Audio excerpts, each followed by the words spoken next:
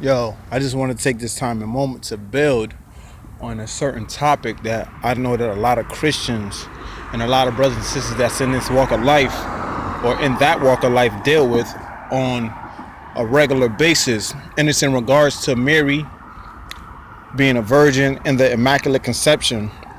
Well, first off, I want to say that there's no such thing as the Immaculate Conception.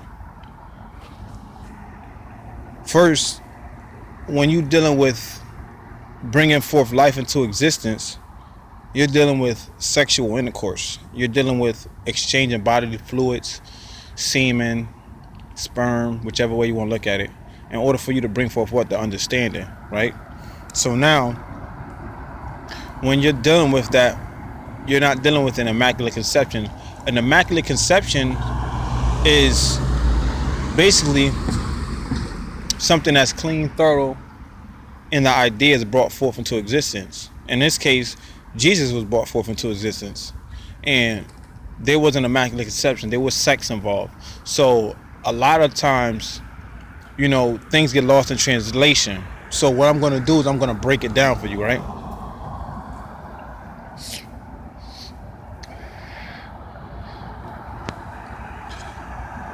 When you look at the word virgin, right, in regards to Mary, virgin basically means a pure, innocent woman, or a young, innocent woman that has not been married and has not had sex yet. When you're dealing with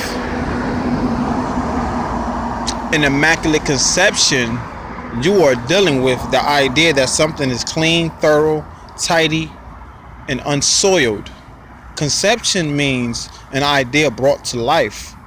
However, they talk about Mary being filled with the Holy Spirit. Holy means something that's not been diluted, mixed, or tampered with in any form. Holy means pure. Spirit basically means energy.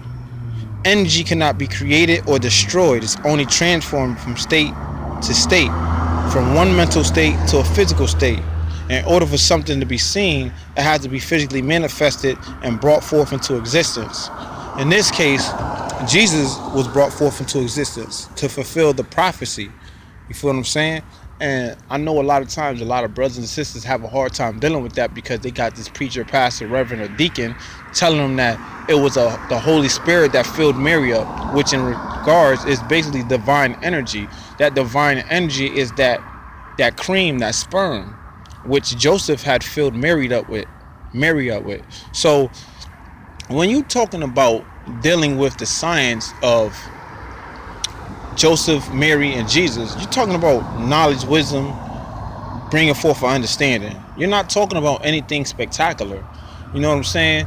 These passages that have you thinking that it's something when it's really nothing in regards to this Immaculate Conception, the Holy Spirit. A lot of things get lost in translation, and sometimes you have to dig deep within the book to find the answer that you're looking for, and the funny thing about it is that a lot of y'all brothers and sisters know and understand the science behind Immaculate Conception, because there's no such thing. You know what I mean? There's no such thing. When you want to reproduce or have a child, you have what? Sexual intercourse. That's just all it is. People make it out more than what it seems to be, and at the end of the day, they try to have you thinking all supernatural, so-called, quote-unquote. But in regards to this, you have to really do the research yourself. Look up these words and see what they mean. This is why I was telling you last time in my previous video that you have to understand the context in which words are used in, the sentence in which it's used, and so that way you could gain an understanding of what this person is trying to say or what this book is trying to say. You feel what I'm saying? And the funny thing about it is that me having knowledge itself, me being a 5%er, one thing I always do, I always constantly examine, research, and observe things from a distance. from an objective point of view, I'm never subjected to any and everything because you could fall victim to it. You feel me?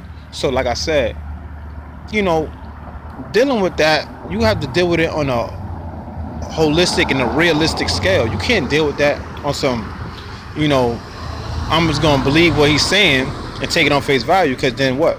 He could subject you to any and everything. You could be a victim of his circumstance. You could be a victim of his civilization. Knowing and understanding he just wants your money so he could pay them bills in that church for that building. But like I said, Mary had sex with Joseph. That's his bottom line. He had sex with Joseph. He brought forth Jesus. Jesus said he was about his father's business. Jesus manifested the signs of God on earth. He was the original man who showed and proved that he was God on earth. He had 12 disciples, and his 12 disciples, some of them lived, some of them fell by the wayside, some of them took his knowledge and ran with it. Others didn't.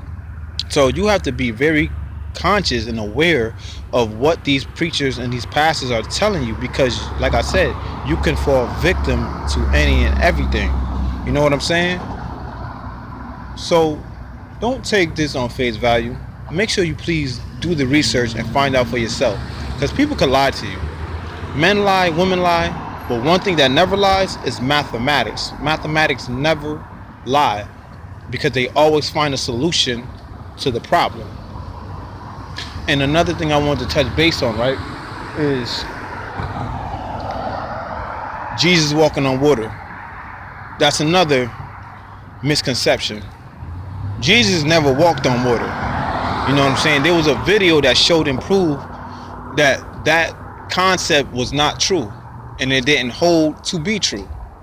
What happened was a pastor in Nigeria tried to show his people, the congregation of the church, that he could walk on water like Jesus. Unfortunately, it didn't work out.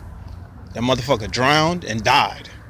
So obviously, if a person is trying to tell you that, Jesus walked on water, now cypher, that is not correct. You know what I'm saying? And another thing is that Jesus walking on water defies the laws of physics, because a solid can't walk on a liquid unless the liquid is in its frozen state, which is ice. You feel what I'm saying? Like, just do the research yourself and find out. You understand what I'm saying? Jesus was the Son of God. Jesus walked on water, right? They took the S-U-N and turned it into the S-O-N and made it the Son of God. You know what I'm saying? The Son of God is basically the light of God. The sun, when you look at it, it sits on the water. When you go to the ocean, you can see the rays of the sun on the water. So is that God walking on water? Think about it. You know what I'm saying? Really, really dig deep into your mind and really think about it. It's common sense. You feel me? So, like I said, do the research yourself and find out. Never take nothing on face value, because you could be subjected to any and everything, man. And I trust and would that this video is helpful to you, so that way you can know and understand whenever a pastor is talking to you, a reverend, a bishop, a deacon, and they're talking in regards to the New Testament of Jesus Christ, you'll take that on face value. You make that mess? No, I didn't. Alright? So, have a blessed night. Take it easy. And I'm about to clock back into work. Peace.